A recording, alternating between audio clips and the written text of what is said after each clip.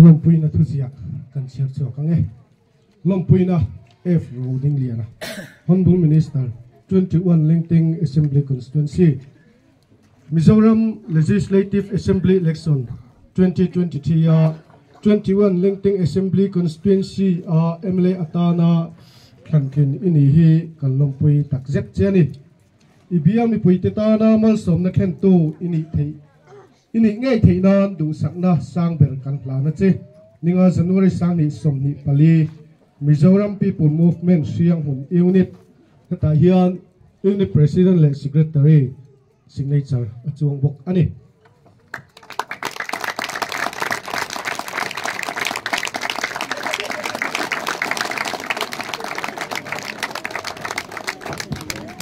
lo me